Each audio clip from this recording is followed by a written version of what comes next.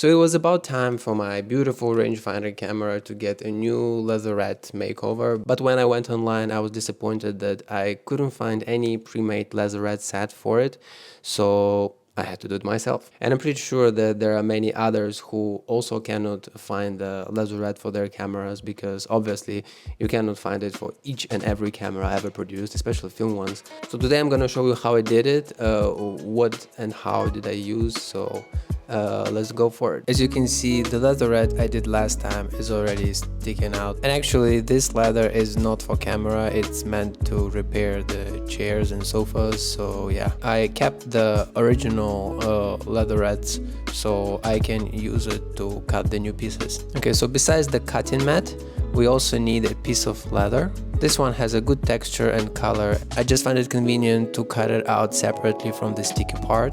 Speaking of which, here is a sheet of double-side tape from 3M. Now it depends upon camera, but we'll probably also need a set of screwdrivers.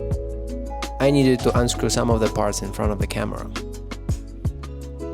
And of course, you need to cut something with, so I prefer just a regular box cutter.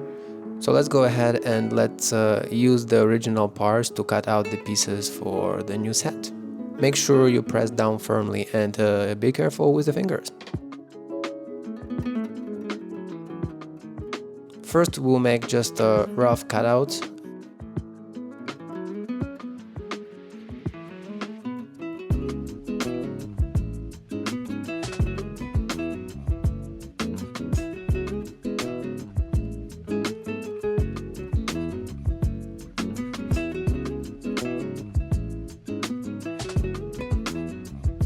Okay, so we got 3 rough pieces right now, so it's time for us to cut out some of the details.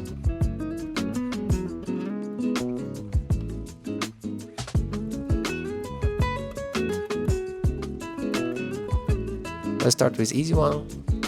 So the back part just has some rounded corners, so that's what I'm gonna do. Again, be careful with the fingers. And here we go. The first part is done. Let's go with the other one. It also has rounded corners. And also it has the holes for the screws. So we're gonna just use the original part to see where should we cut for our screws. So yeah, just press it down firmly and make a small cut in the new leather part.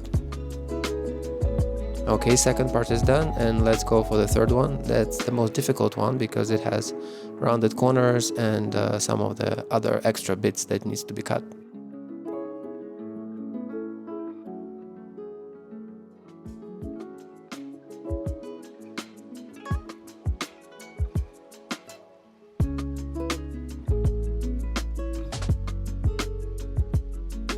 Okay, so now let's get rid of the old parts. You see how easy it peels off? It's pretty old.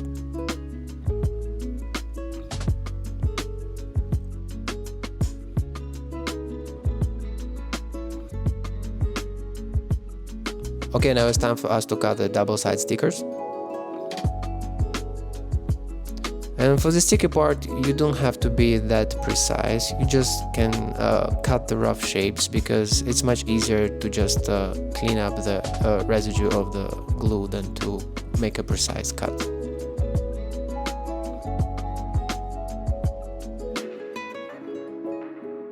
Stick it to one side and firmly press, slide into the other side. That's the way you will make sure it's clean and nice.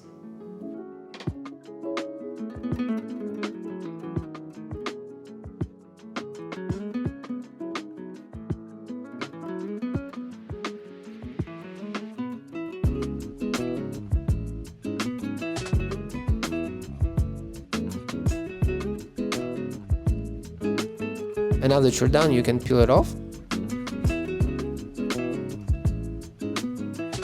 and apply our newly cut part.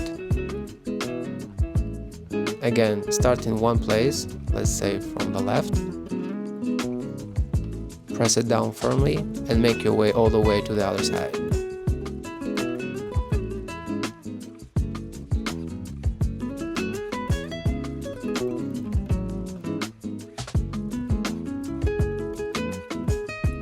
Try not to stretch the leatherette too much.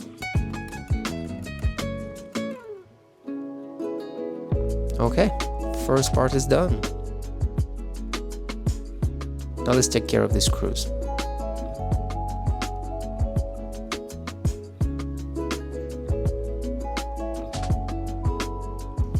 Let's also get rid of the old parts on the front.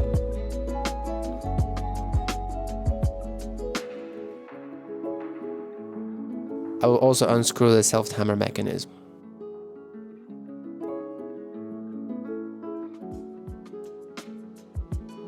So for the next stage, I need to unscrew the lens, and I kept it on this time because I don't have a cap for this thing. So to minimize the damage and the dust, I'll just unscrew the lens only for this stage. Again, let's cut the rough pieces of double-sided sheet for the other two parts.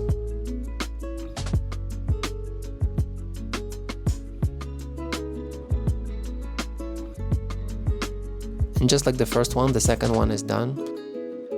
Now it's time for the most complicated one. Like I said, it's much easier just to get rid of the residue of the double-sided tape rather than cut a precise part for the first time. So that's what I'm gonna do now here. It's done. Let's put back our screws.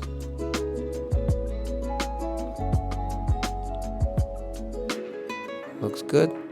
Let's put all the other parts back. Let's screw on the lens. And we're done. Now to clean it up a bit more, I got rid of the rest of the residue of the double-sided tape, some rough edges of the leatherette, and in the end the result is pretty good. It won't fit as good as a laser cut part, but it's better than nothing. And that is it. You can check now how it looks like. It's super cool. I really like it even better than the one from the factory. The texture is really nice. You can see how good it is. It looks really fancy, although, you know, it's nothing special of a camera, but now it is, to me at least.